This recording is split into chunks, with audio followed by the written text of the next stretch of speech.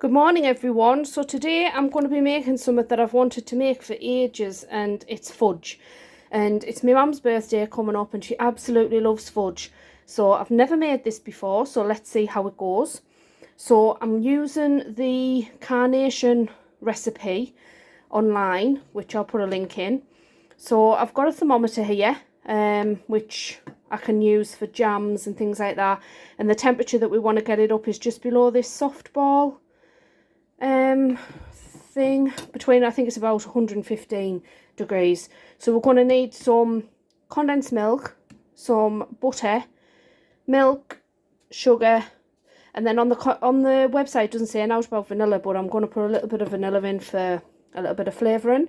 I was going to do a flavoured alcoholic one, but I haven't had chance to go to the shop that sells the little miniatures. So hopefully we will be able to. So yeah, so that's me thermometer there, and like I say, just under that softball wording is where we want to be for fudge. So let's get cracking. So the first thing that I'm going to put in, I've got a non-stick pan here, and this is the biggest pan I've got, so I'm hoping that it's big enough. I think it will be. So I'm just going to put in our condensed milk, and again, first time I've done this recipe, so let's see how it turns out. It says a bit tricky on the carnation website, like, but we'll see, eh? So that's the condensed milk in, and then we've got the sugar, and I've seen people use soft brown sugar as well, but again, the recipe on the website calls for demamera, so I'm just following that. The next thing I'm going to put in is our milk. Doesn't say whether to use whole milk or semi-skimmed. That's semi-skimmed, because whole milk to me is like too creamy. I like creamy stuff, but whole milk for me is a bit too creamy. So I'm just going to chop me block butter up, and it doesn't say whether it has to be like room temperature or chilled or whatever. So this has just come out of the fridge, and I'm just popping that in as well. Let's have a look.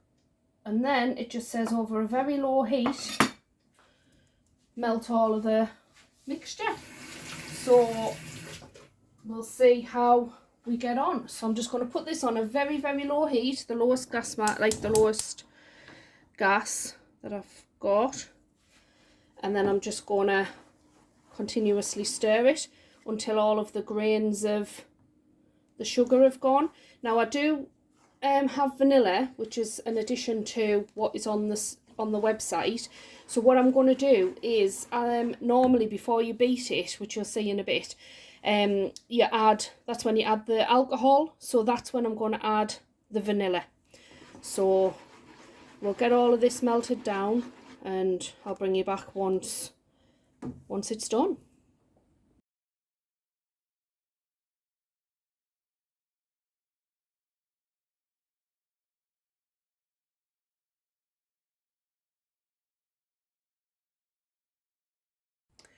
So that there's been literally 4 minutes because I timed it, but I can still see what you probably can't pick up on the camera.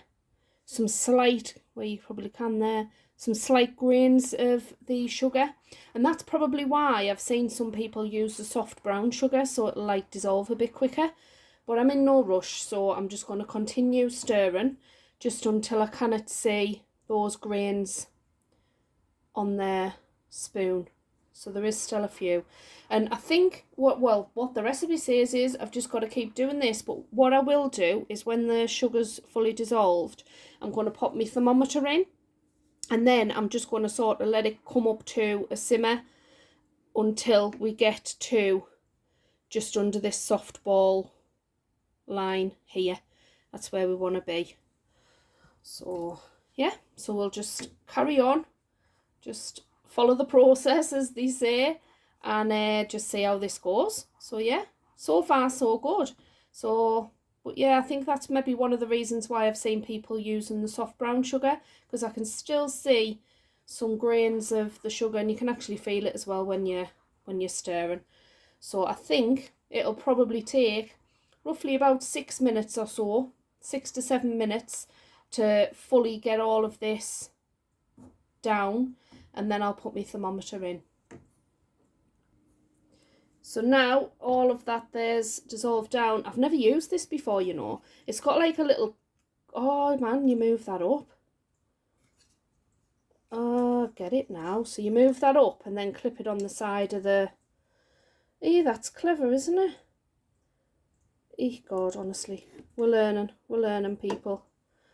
Is that, that's in. Right. So this isn't like, I know what I'm doing here, you're joining me making it for the first time. So we're going to get this up to the temperature. So the temperature at the moment is 150. So I need to get it right up to here on the softball part. So we're stirring continuously now.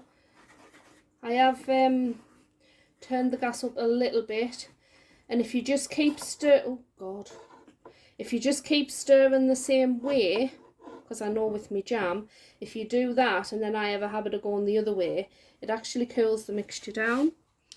Right, so up to 180 at the moment on there, so we'll just keep going. So you can see there that it's bubbling, so careful because it's like spitting a bit and all. Right, so we're up to 220 nearly. Now some recipes, right, they say don't stir, just stir now and again, and then some say stir all the time, and I can feel this like trying to stick on the bottom, so I'm just stirring it.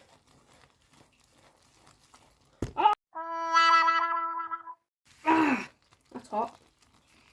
I'll edit that out. Right. So be careful because it is going to spit.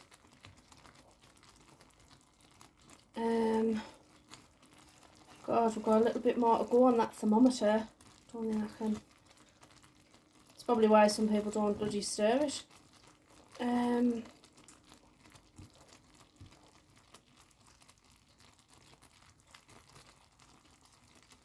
just watching this thermometer. I'm up to 220 at the minute.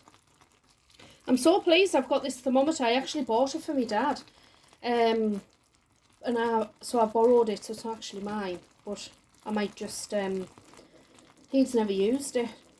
And I bought it like for our jams and stuff, but we never use it because we're just that used to sort of eyeballing and like using different methods and stuff to see whether it's at the setting point as opposed to the thermometer. But I really do like this thermometer. Yeah, so we're still at 220, so I'm going to stop stirring as often. It's slowly going up anyway. Yeah, so just be very, very careful because it's like bloody molten lava. I think you need long sleeves and a pair of marigolds on to do this. I think I'll put that in my recommendations. So we're nearly there. I've had to increase the temperature of the gas underneath just to bring it up a bit like hotter. So we're nearly there, very, very nearly there. Right, so we're very, very, very nearly there. So once you get to that temperature, you've got to leave it, take it off the heat and then leave it for 5 minutes. And then you've got to beat it. And that's when we're going to add the vanilla. So I think it's looking like the example that I seen on the website. We'll find out, won't we? Right, so I'm going to turn this off now and leave it for 5 minutes. So there we have it. So I've taken it off the hob and I'm just going to leave it there for 5 minutes to let it cool down a little bit, and then we'll go on to the next process. But yeah, so I'm over the moon with that little my little thermometer. So I'll give this a wash now, just so that it doesn't sort of get all sticky and horrible with with a fudge sugar mixture. But yeah, so far so good, I think. Another method what I've seen as well is they put some of this in liquid, cold water, not liquid, and if it sort of sets like that, then they say it's done. So I'm just going to tip some of that water out. And there's the mixture that I put in. And if you look there, it's actually set into like a little bit of fudge. So that's another way of testing that it's done if you haven't got the thermometer.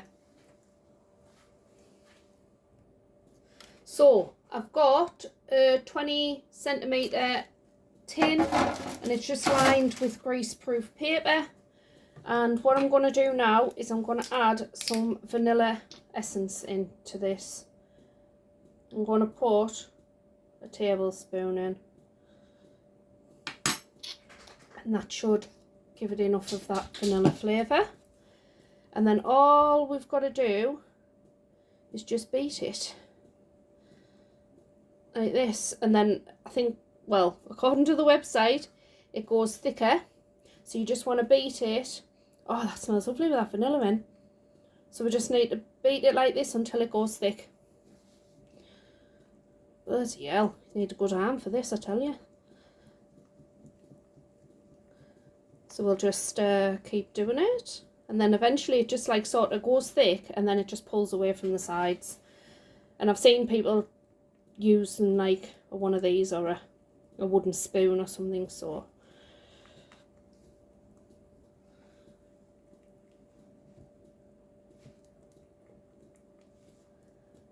I think it's caught a little bit, look, because there's like bits in. Oh God, honestly. Take them out. We didn't see them, did we?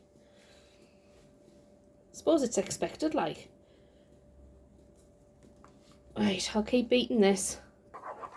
I've moved over to a wooden spoon because I don't know if that's gonna be hard killing.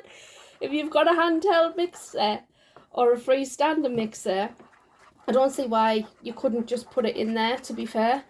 But I think the wooden spoon's better than that spatula thing, that silicone thing what I was using. So I would recommend. It's all learning curve, isn't it? And I can see it getting thicker as well, but it needs to be like a lot thicker. This is where Carl should have been in, isn't it? Could have got him involved. Bloody hell. I hope my mum likes this, I tell you. The work that's gone in.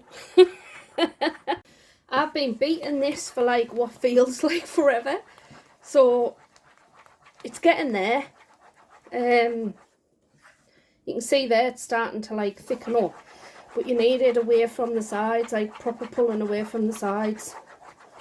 So definitely not one for kids because of the temperature. And if you've got like bad arms or something, like I haven't, do you know what I mean? My arms pretty aching. So you'll have to have like something like a handheld summit or someone to do this bit for you if you do need help. If you do have bad arms or whatever. Flippin' heck. Can you imagine what I'm like in the gym if I'm twisting on like this? What Carl's got to put up with. Right, I'm going to keep on mixing because it's getting thicker. And I think it's just as it's cooling as well, to be fair. So I'll keep on doing it. Oh, God, I think I've been on about 10 minutes now. So I'm very, very nearly there, I think. Just another minute, I would say, of mixing this around. So the more you mix it, the crumblier it gets, apparently. But you've got to have it so it's like this, I think. I'm going to say another minute. Another minute and then it's done. Honestly, I've got a sweat on. I don't know how people do it with well, you'd have to have a handheld thing. So yeah, I think that's right. It says when it loses its shine, it's still got a bit of. I'll keep mixing for another minute and then we'll put it in the tub, and we'll just have to play it by ear and see how it goes. So this is our tin, and I'm literally just gonna pop our fudge into here. It doesn't need to go in the fridge by all accounts, it just needs to sort of sit at room temperature to harden up and set. And you can see there when I'm trying to get it out, it's what do you call it? So I'll get me little other spatula thing, and that's why I like these silicone stuff, because it just, you can get literally everything out of your pans and stuff. So yeah, so I'm just gonna leave this. I'm not going to my mum's till tomorrow, so I might cut this in the morning, and I'll just leave it, just push it into the corners, and obviously try and tidy this the top up a bit.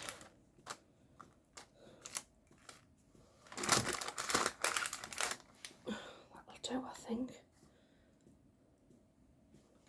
I might wet the back of a spoon like I do when I do the flapjacks, and just smooth it over a bit. Don't know if that'll work. It's not that bad really, is it, to be fair? It doesn't have to be perfectly smooth. So there you have it. First time I've made fudge. And we'll just leave this to set, and we'll just see how it does, but so far so good. So there's the fudge, guys, and it's been in the fridge a little while, and it's set loads better. Now you can probably see there's quite a bit gone already, and that's because we had visitors and I gave them a little sample, and everybody absolutely loved it and said it was gorgeous. So success on our first attempt at making fudge. So I'm going to do a little mini series of fudges, and we're going to do some rum and raisin, what's that, fireball, is it? Yeah, fireball fudge, and just various different flavours really. So yeah, so we're over the moon with how this fudge has turned out.